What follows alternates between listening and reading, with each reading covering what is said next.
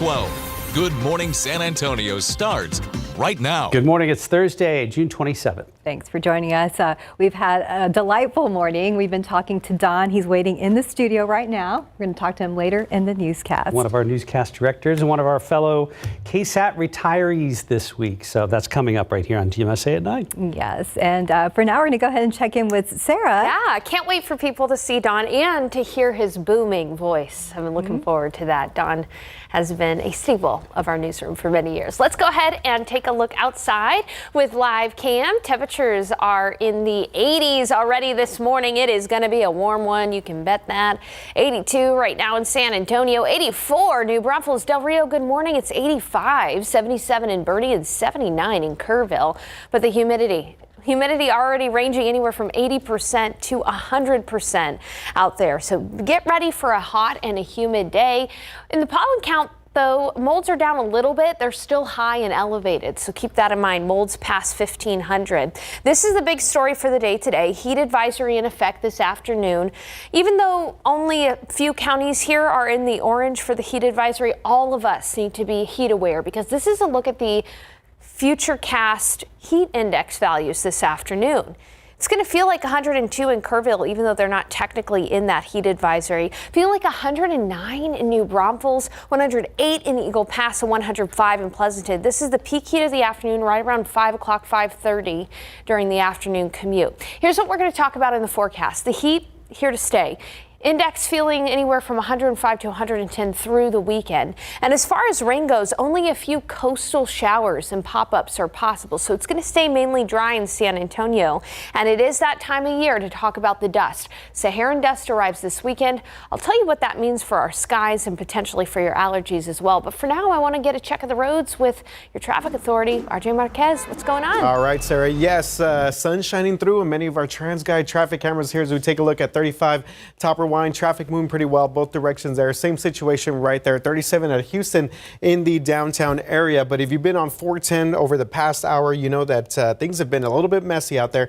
I want to go back to that one right there. It looks like we have a friend there on our camera there at 35 in Von Army. We do have a crash being reported 410 east at Evers Road, and you see it is causing a little bit of backup there for all of our folks coming in from the Bandera 410 area. There's been several incidents along 410 going all the way down to Ingram, Culebra, so just keep that in mind if you're headed out in that part of the area right now. Want to take you to northeast side right now. We have a couple of incidents. I-35 north, Olympia Parkway, a little bit past the Forum, Live Oak area, going all the way up to Selma. Seeing some pretty good delays there for any of our drivers headed up from the Forum, Live Oak area to Roy Richard Drive. And back in the downtown area, we do have some congestion being reported here for our drivers that are coming up on 35 and 10 right there, a little bit south of downtown, basically where 35 and I-10 sort of merge into that one highway right there. But you do see some delays being reported in that area right there for anyone in the downtown area who's making their way up. All right, let's see if we still want to go back to that TransGuide traffic shot because I don't usually see this here. And here we go. Ew. It looks like we have a little, it's like a, it looks like wasp? We got a wasp here.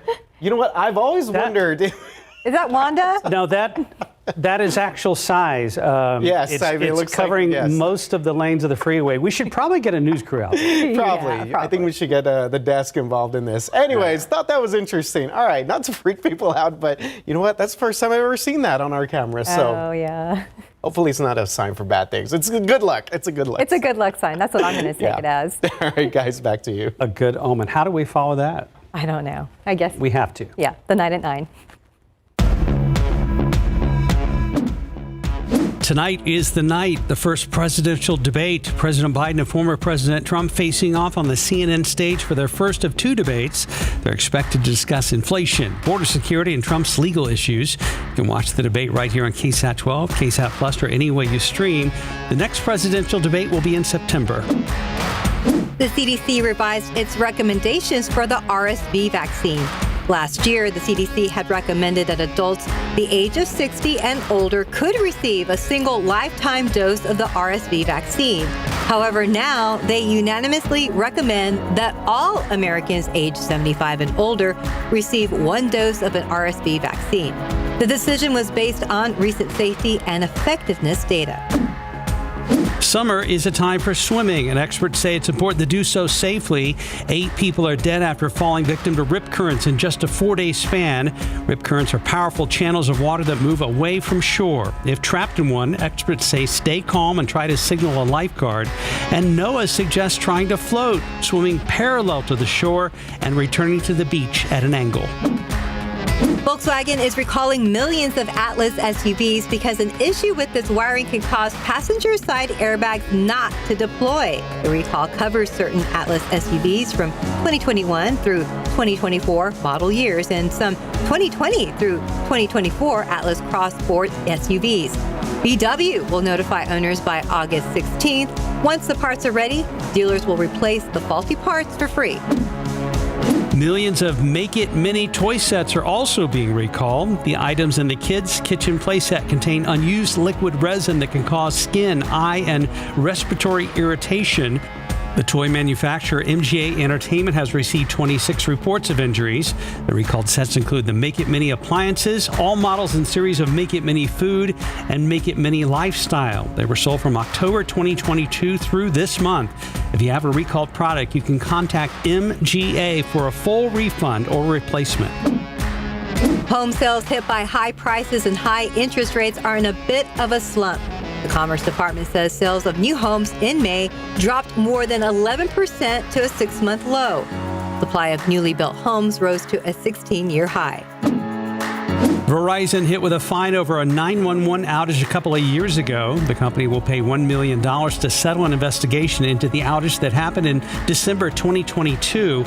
It prevented hundreds of emergency calls in 6 states. Verizon says they'll also implement new measures to comply with FCC rules. A law enforcement source says multiple people could face charges related to actor Matthew Perry's death last year. The investigation into his death is almost done, and then the U.S. Attorney's Office will decide on possible charges. Perry died accidentally from the effects of ketamine, and investigators have been trying to find out where he got that drug. With the number 4 overall pick in the NBA draft last night, the Spurs selected Stephon Castle from UConn. Castle averaged 11 points, 4 rebounds, and 2 assists for the national championship-winning Huskies. However, it was the Spurs' number 8 pick that stirred up a lot of rumbling. With the number 8 pick, the Spurs selected Kentucky guard Rob Dillingham, but then traded him to the Timberwolves for the right to swap Minnesota's protected first-round draft pick in 2030 and its 2031 unprotected first-round draft pick. Day 2 of the NBA draft continues this afternoon, and the Spurs have two second-round picks, number 35 and number 48 overall. And that's today's 9 at 9. Steph, did you smoke a cigar before that last voice track? That was not Scotch me. and water? No, you might have noticed a different voice there at the end of the 9 at 9. That was KSAT newscast director Don Survey. All week we are saying goodbye to the members of our KSAT family who are retiring, and we wanted to make sure they got to say goodbye in their own words and do some things that maybe they don't normally get to do. Well, this morning we are honoring Don's long career in television. He spent his KSAT career behind the scenes, making sure things run smoothly and perhaps pulling off the impossible, making those of us on the anchor desk look good. Well played, Don. Don has sat in the KSAT newscast director chair for life-changing events like flood coverage, hurricane evacuations, and of course Spurs celebrations. And now, after 35 years, Don will direct his last newscasts tomorrow night. That's right. Well, he is a true professional, a dedicated director, and he's our friend. Probably lost it when Donnie was insulting me. We are sitting down with director, baseball fantasy league commissioner, and friend of mine, Don Survey. Don, how long have you been at KSAT? 36 years. Have you thought about what it's going to feel like when you're not in this room? I try not to think about that, because in many ways I'm kind of looking forward to it, but in other ways, I'm going to miss it. Taking a look at golf right now, we have Jay Haas broke away from a traffic jam with 4 straight birdies on the back 9. And I'm going to miss the people working that I've had close contact with over the years. What are some of your fondest memories? Probably the best 5 hours I ever had here was the night that the Spurs won their very first World Championship. Yep. because I was in the control room that night. I was directing. We were on the air for 5 straight hours, and it was great seeing people stopped in the middle of the I-35 and getting out of their cars and high-fiving each other. A drinking binge ends in a fire at a northeast side motel. A police officer noted flames shooting from the door of a room at the Fireside Inn on Austin Highway about 7:30 this morning. What do people need to know about you or KSAT or both? That KSAT will carry on because it's a great station. It's the people here work very hard. You and the rest of the team do phenomenal work, and you're going to carry on. I think it's just time for a lot of us veterans here to kind of take it easy, To enjoy yourselves. Right. To goodbye tension. Hello, pension. That was awesome. Some of us are just meeting Don for the first time today. Don, good morning. Hi. So Good glad morning, you're with us guys. out here on the anchor desk, Yes, I know. I'm usually in your ear. Yes. Right. About certain Yes. things. which is comforting. Yeah. Yeah. Almost all days. And when you're on teleprompter Yeah. and you're giving us a countdown, 3, 2, 2, 1. 1, What yeah. do I always yell? Don, I can't hear you. Because of course we can hear you. Yeah, which is not true. We can hear Yes, you, which is great. my wife always says I have a very booming voice, and it's like when I'm speaking loud, it seems like I'm yelling at somebody, but I'm really not. It's You're just really like, not. Yeah. So did you come out with this voice? I mean, were you like, "Hello, world"? And, Yeah, exactly. It's just this is how I came out. So in all seriousness, though, Don, I know many of us are saying goodbye as we go into tomorrow. Yes. And reflecting on our many years here. You predate us by several years. right. I remember your audition when you were here. Oh my gosh, really? Right, yes. Wow. It was for weather, no less. It was for weather. Yeah. You can tell me what you really thought later. Oh, okay. You wouldn't want to hear that right now. Okay, good. We'll say that for the commercial break. Yeah. When you first came to San Antonio, I saw the old KSAT marquee behind you. Yes. When you first, came here, did you realize that this would become your life and your family? Well, it was something that I was hoping that I would stay here because I really like the weather down here. One of the reasons I moved down here is because I just got tired of really cold weather, the 4 seasons and stuff like that. And you're seeing some old video here when I was in West Virginia because I anchored a couple of sportscasts, because they needed someone to do sports. And I asked them, hey, I can do sports. I mean, I've done some stuff where I could, look convincing enough. So they allowed me to do it. I did about 20 of them when I was in West Virginia. So. Fantastic. Yes, Steph and I got to go to your party Saturday, which was awesome. Yes. Yes. Got to see videos we've never seen before. Yeah. And it is surreal to stand here today and begin, to say goodbye. So what are you going to miss the most?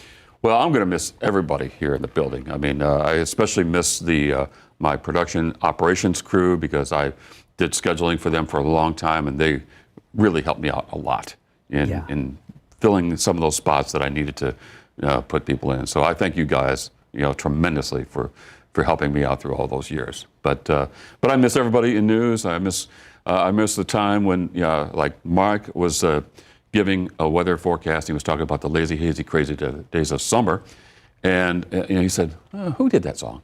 And I listened to that song when I was young, and so I just told him, "Hey, it was Nat King Cole." And he says, "Nat King Cole?" And it was quizzical. So he finishes weather, and then it cuts right back to you, and then you say, "Yeah, that's right, it was Nat King Cole," because you looked it up. So Yep. So you were right. Things like that. Yes. And whether it came to baseball or music, Yes. you were our in-house statistician. Yes. For sure. When we would ask, he would tell us in our ear. You were the voice of reason. Right. Yes. Many times. Right, and I had a lot of people asking me about certain rules of baseball and stuff like that, and I could just tell them, yes, you can do that, or that would be an error, or it's like catcher's interference, Right. things like that. Just people don't understand. Because Don's nickname has always been behind the scenes, Donnie Baseball. Yep. But Don, it's been great. It's been a great run. I've loved every minute of it. We love you, and I'm going to miss you guys. You were thank you. tremendous to work with. Thank you. We're going to miss Thank you. you, Don. We're Thank you. glad Thank we you got so to meet much. your family, but, Yes. but we're your family Thank as well. Thank you. Yes. Thank you. Thank you so much. Yes. Well, I will keep in touch with Okay. everybody. So. All right. Thank Especially you. So. Especially you. Thank you, Don. So. Time now is 9:12. We're at 82 degrees. And we'll be right back. Looking out there with a live cam this morning, you can see the sun is shining, but still not too hot yet. We're at 82 degrees, but we know things are going to change, Sarah. Yet. And I guess it's a mental thing. We're technically not going to reach 100 today. I mean, it'll feel like it with high humidity, but technically we won't. We do have some clouds out there, some high thin cirrus clouds right now, some lower clouds across the hill country. Let's go ahead and take a look at temperatures. 83 in San Antonio, 82 in Pleasanton. It's 84 in Del Rio. Good morning, Cotulla, 82, 84 in New Braunfels. Here's a look at your KSAT 12-hour forecast. Partly cloudy today and quickly warming up. By noon, it's going to be 90, but it'll already feel like 100 degrees around noon. And then the high temperature today, a degree hotter than yesterday. We're going to be at 98, but it'll feel like 105 in San Antonio. So a hot day, and then even a warm evening. We're going to be still at 90 degrees by 9 o'clock, but less humidity in the evening, so it shouldn't feel too bad for that evening walk. But this is a look at the forecast heat index values this afternoon. This has actually gone up. 107 is what it going to feel like in San Antonio, 109 in Converse, feeling like 105 in Castroville, 107 in Tarpley, 108 in Floresville, 109 in Seguin. So please take care of yourself today if you're going to be working outside or being outside during the peak heat of the day, about 2 p.m. to 6 p.m. Just be careful. Clouds and radar across the nation. Take a look at this. Everything going up and over the state of Texas. That's because we have a high pressure system. High means dry, keeping things dry, keeping things hot over the next several days. Here's a look at the high temperatures over the next few days. Much warmer than average by about 5 degrees, but the heat index ranging anywhere from 105 to 110 in the coming days. So please be aware of that. You'll notice there's a slight dip in temperatures on Sunday.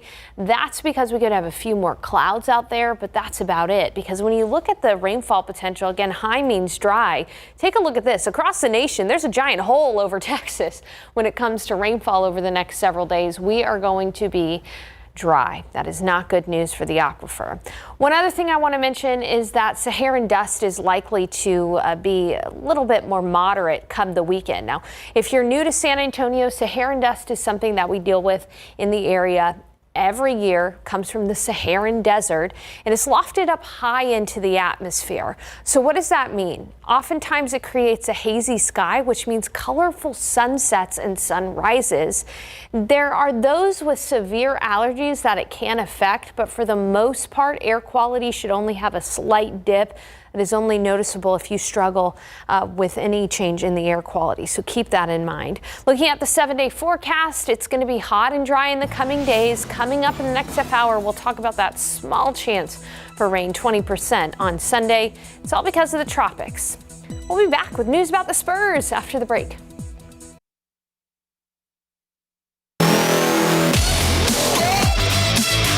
Welcome back. Well, the Spurs are done with day one of the NBA draft, and they are getting very mixed reactions from some of the fans. Seems like some fans were happy with their 4th pick, but not happy that they traded their number 8 pick to the Timberwolves. David and RJ are back to break this all down. Wow, what a night, guys. That was very interesting. Yeah, and it happened so fast. It's like you didn't have to stay up till midnight to see who the Spurs pick. So we like that. Yeah. 4 and 8, boom, done by 9 o'clock, 8:30.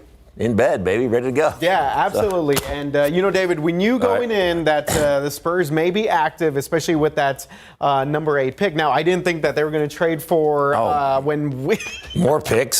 So for the 5 years. I mean, yeah, we're looking into the future. Let's start with the 4th pick. Yeah. Now, you were hoping that the kid that went 3rd would drop to San Antonio. I was Reed Shepherd. Reed Shepherd, yeah. Okay. I was a big Reed Shepherd fan, but you know what? I'm not hating this, David. No. I like Stephon Castle. Well, here's why.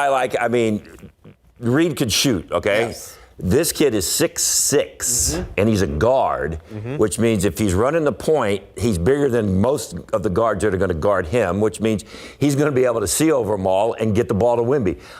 He needs to be a facilitator. I don't care that his shooting is suspect, his defense is really good, but the fact that he can see the floor better than most guards is going to be even greater because Wemby should be averaging 27, 28 points a game, and he's not going to if you're not going to get him the ball where he needs the ball. And I think at 6'6", this guy can figure out how to get Wemby the ball. Plus, you got Devin Vassell on the floor, so we need some defense. I mean, giving up 130 points a game ain't going to cut it. Well, he can play some defense and then Sohan, you got on the I like defensive the take. end. So I like the take. How about that? Because no, like you said, I think just you know what, get Wemby the ball should be the mission for any of these guards. And you mentioned Stephon Castle. You see what he can do here on the floor.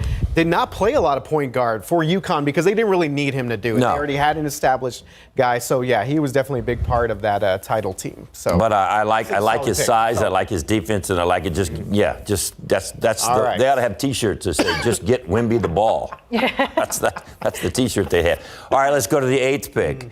And there you go. This is a bit of the controversy. Okay, it's okay. I don't mind the trade because we talked about that yesterday. What are they going to do with 2 more 19-year-olds? Yeah, I mean, they just stocking up 19, 20-year-old guys. Here's the problem I have with this trade, though. All they got out of it was picks, and they traded it to Minnesota, who was in the Western Conference Finals last year. I didn't like help that. The team get better. I didn't like that because this could potentially come back to haunt the Spurs 3 years down the line when we're back in legitimate playoff contention and we see Rob Dillingham score 30 on us in Game 3 of a playoff series. So I was not a big fan of that. Minnesota's going to be very good down the stretch. And I was curious as to why it's a 30-31 pick. So yeah, a lot of questions about that. Which sounds way far off. But realistically, it does, unless they are trying to maybe do another move. Maybe they're trying to keep that roster spot up.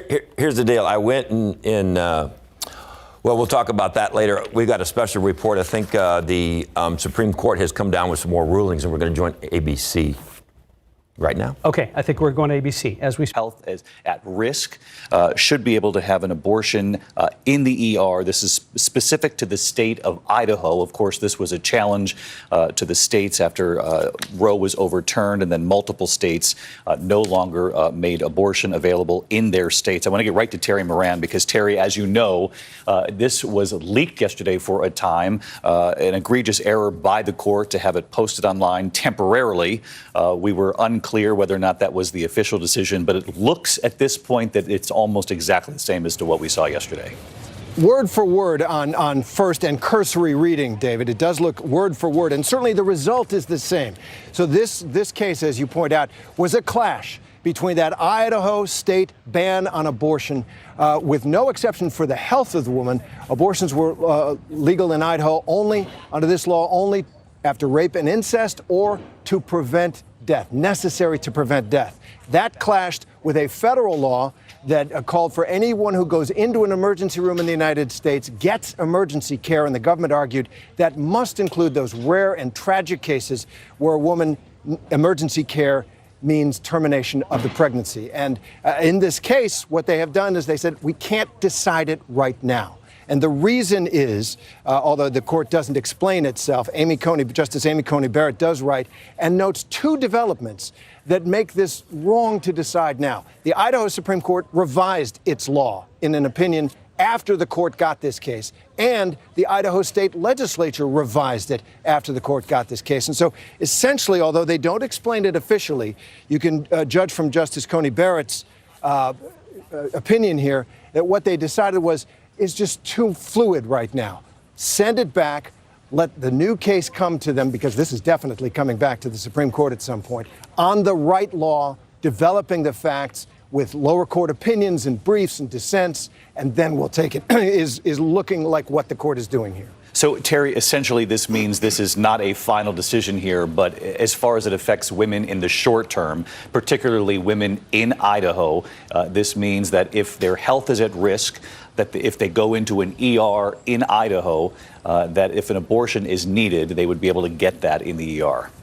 That's right. Right now, it returns to the original action by a federal trial judge, which put the Idaho law on hold. So women who have those terrible complications that might require the termination of a pregnancy in order to prevent massive bleeding, renal failure, hypoxic brain injury, all things that might not lead to death, but that are very serious consequences if the pregnancy continues. They will still be able to get an abortion in the emergency rooms of Idaho. They have been helicoptering women out of those emergency rooms to Portland, to other states, because of the concern that doctors could be prosecuted under the Idaho law.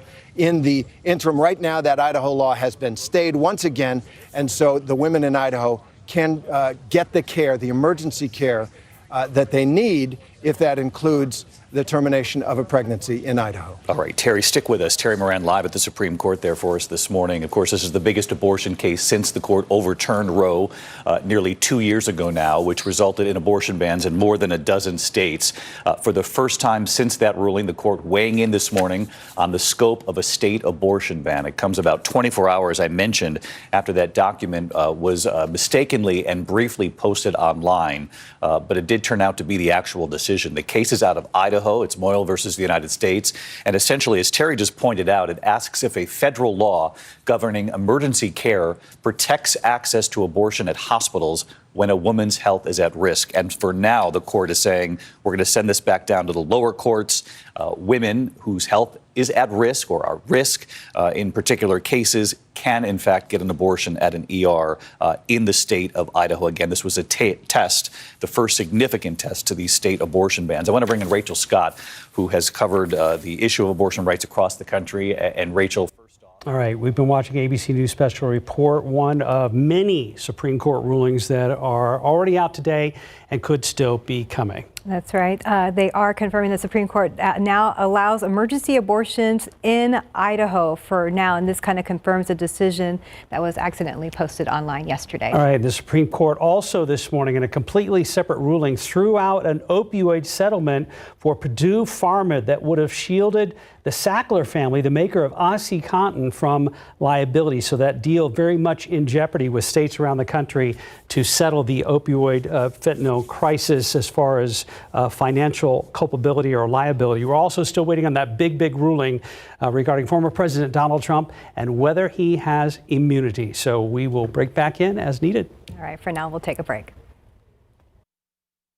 President Joe Biden and former President Donald Trump are just hours away from facing off in the first presidential debate of the 2024 election cycle. Well, without a doubt, the stakes are high as they make their pitch to voters with less than 5 months until their rematch at the polls. CNN's Ivan Rodriguez joins us live from outside CNN's Atlanta headquarters where the debate will take place. Good morning, Ivan. So good to see you. What can we expect tonight?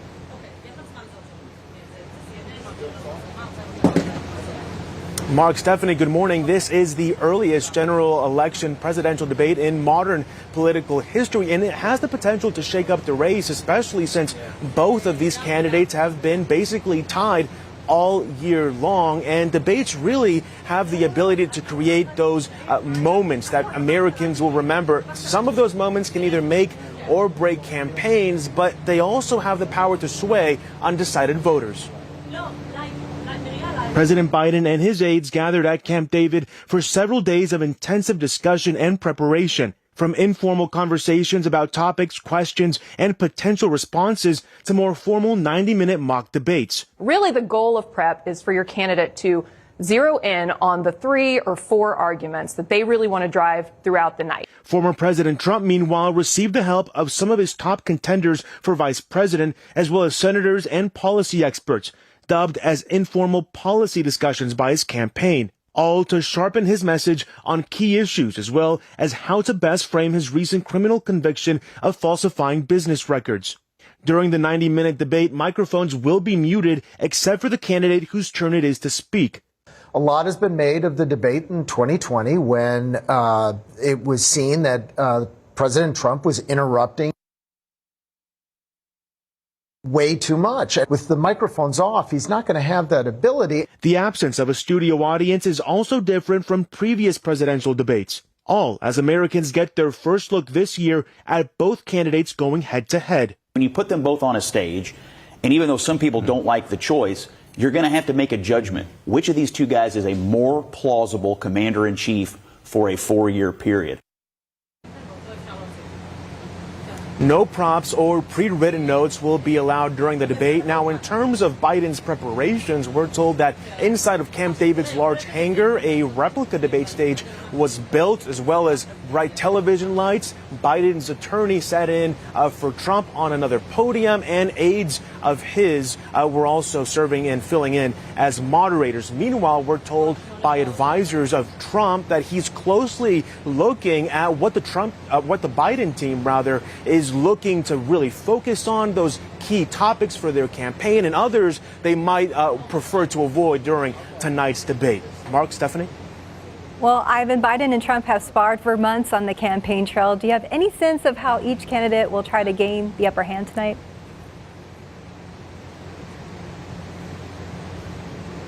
So Trump's main lines of attack tonight really look to revolve around immigration, the economy, and also inflation. Now, on immigration, he's all but surely going to blame Biden when it comes to the surge in illegal border crossings. On the economy, he'll try to point to how Biden's policies have really had a direct impact when it comes to inflation. What's unclear there, a big question from the Trump campaign, is how he'll approach and decide to bring up Biden's physical and mental health. Now, Biden, on the other hand, plans to really show their contrast between him and Trump when it comes to their foreign policy. But a risk there is focusing a little bit too much on what's going on abroad and not what Americans are dealing with day to day. A big question from the Biden camp is also how he's going to resort to talking about Trump's conviction, if he's going to call him a felon. So far, he's been pretty measured and reserved when it comes to talking about that recent ruling.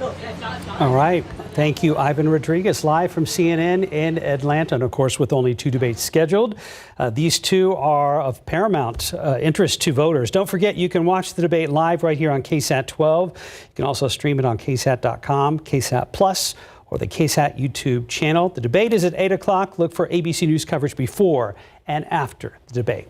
Let's look out there with a live cam, creeping up to 83 degrees. I was able to step outside, and the mornings are pretty tolerable compared to those afternoons, Sarah. It's when we have to get out in the morning and in the evening, or else we're baking in the afternoons. Hey, coming up in the forecast, we did receive a drought monitor update that includes all the beneficial rain we saw last week. So I'll have that for you and a check of the tropics in just a few. All right, let's look out there with Zoo Cam. We are looking at our friends, the flamingos, some of them basking in the sun there. The part where the sun is shining looks extra bright out there for some reason this morning. But yeah, we're dealing with passing clouds and sunshine as well. But I want to start the forecast by showing you last week's drought monitor. You can see that many areas across the San Antonio region, even out down toward the coast, we're still dealing with moderate or even severe drought. We've still got extreme drought in the hill country and out west toward Del Rio. But take a look at what happened when we consider last week's rain. Here's the current drought monitor. All of the drought across southeastern viewing area goes away completely. Now, we still have moderate drought in San Antonio, extreme drought in northwestern Bexar County, severe drought in northwestern Bexar County, and extreme drought in parts of Kerr, Bandera, and Kendall County, as well as out toward Del Rio. But major improvement south of Highway 90 for a lot of folks because of the rain last week. Now, today is just going to be a hot one. We're going to be at 85 just in the next couple of hours here, 90 by noon, feeling like 100 already. And then in the afternoon, 98 for the high temperature, but feeling like 105. It is going to be one of those days where you really want to take care of yourself and make sure to stay hydrated if you're going to be active outdoors during the peak heat of the afternoon from 2 to 6 p.m. In the evening, it'll be 90 degrees by 9 o'clock. Not as humid, though, and so feeling okay for that evening walk this evening. High temperatures, 98 in San Antonio, 98 in Hondo, 103 though in Del Rio, 101 in Carrizo Springs, 101 in Cotulla, and 98 in New Braunfels. But it's all about the heat index today. Again, feeling anywhere from 105 to 110. New Braunfels feeling like 110 this afternoon. Castroville, 107, 105 in Kerrville, 106 in Pleasanton, and it'll feel like 106 in Uvalde. All right, I'm showing you the Atlantic because there's two areas to watch that the National Hurricane Center is watching. One area near Jamaica and then another area out in the open Atlantic. Let's focus first on this area out in the Caribbean. It only has a 30% chance of development into a tropical depression or tropical storm. It's probably just going to remain a disorganized low pressure system. But that disorganized low pressure system is going to send some rain across parts of Mexico and into central Mexico and northern Mexico as well. By Sunday, we may get a little bit more cloud cover, and that's why temperatures on Sunday come down just a couple of degrees. But we are not going to be seeing good rain from that low pressure system. In fact, maybe a few coastal showers that end up making it to San Antonio on Sunday, about 20% chance. That's it. The biggest difference, a little bit more cloud cover, temperatures dropping by a couple degrees. It is still going to be hot over the weekend. And then the other area that has a more significant chance of development is out in the open Atlantic right now. 70% chance of development into a tropical storm or hurricane in the days ahead.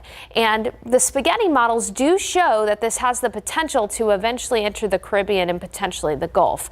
What time frame we would be looking at would be after the 4th of July. We will keep you posted on that. If it gets a name, it would be Beryl. We've already had Alberto last week. And then one last thing I want to talk about is that Saharan dust is going to be increasing by this weekend. This happens every year from June through September.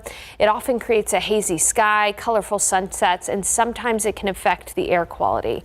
We will keep you posted. Otherwise, get ready for the heat and the humidity. Highs in the upper 90s. The only exception to that is Sunday when we get a little bit more cloud cover, high of 94 and a 20% chance for an isolated coastal shower. Thank you, Sarah. 946, 83 degrees. When we come back, we are honoring Marilyn Moritz's long career here at KSAT as she gets ready to retire.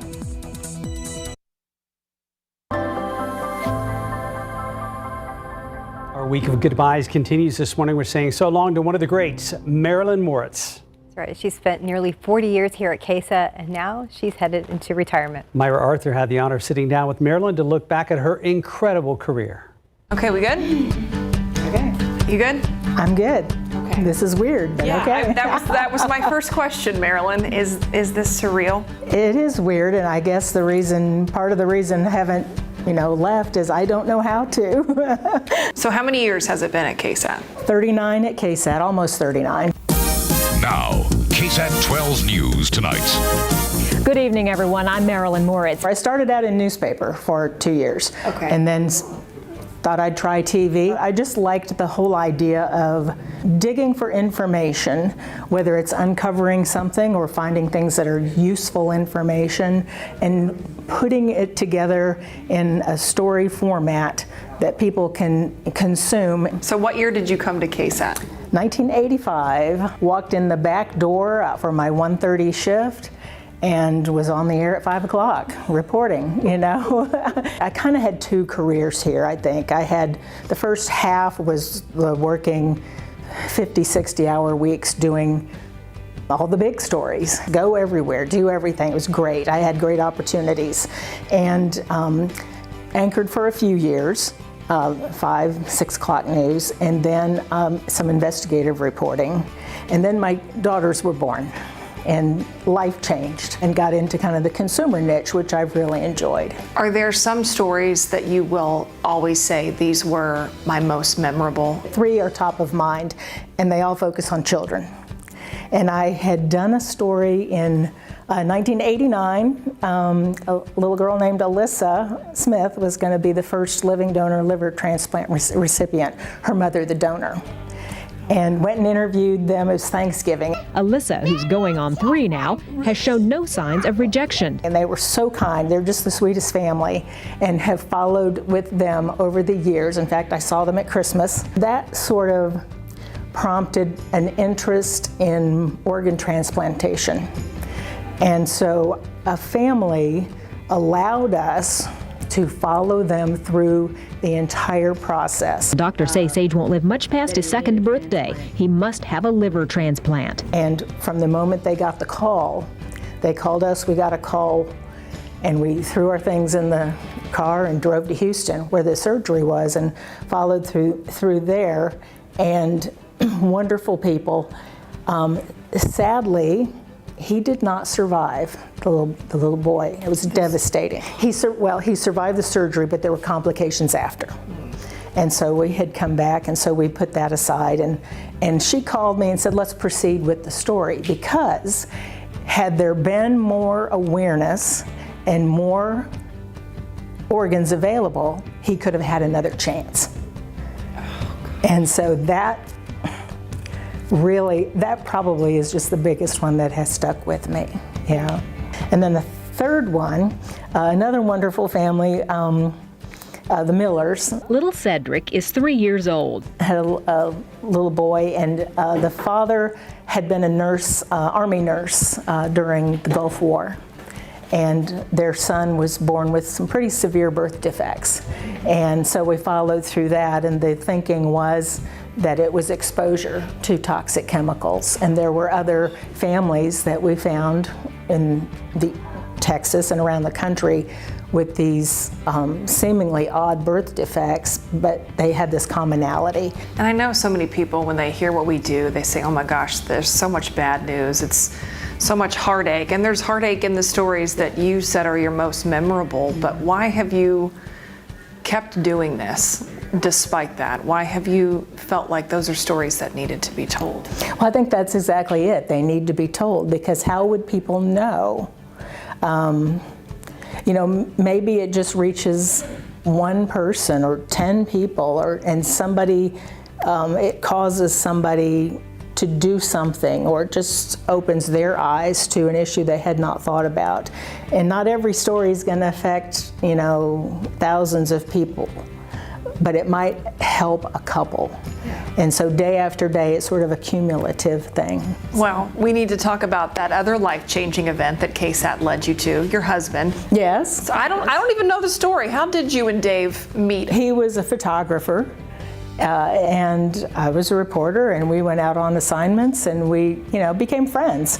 And then after about 4 years later, we got married. So. So what's next after this? What's next? I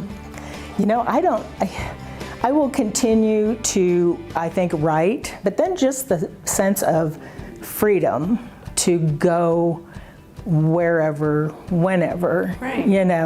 I can go to Costco on a Tuesday. No, on a school night, wow. You lead by example. You're an absolute professional, and you're going to be missed a lot. Thank you. I'll miss you. I'll miss this newsroom. That'll be the weirdest thing. But it's time, The things ahead are always better than the things you leave behind. Thank you. It's been wonderful. Oh my goodness. No tears. No tears. None. An absolute legend. Marilyn gave one of probably our best, most emotional speeches yesterday. Yes. At the KSAT luncheon. And the thing I keep hearing over and over and over about Marilyn, and I agree with, is she is one of the best, most clever writers I've ever met in journalism. Yes, we always look forward to her stories. We know she's going to knock it out of the ballpark with her writing. Yep. But also, she's a good friend. She's been kind. She has a warm heart. And we're going to miss hearing your voice on the air and in the newsroom as well, Marilyn. Thank you, Marilyn. It's been wonderful to learn from your example as a woman in the newsroom. Yes. Well, the goodbyes continue tomorrow right here on KSAT 12.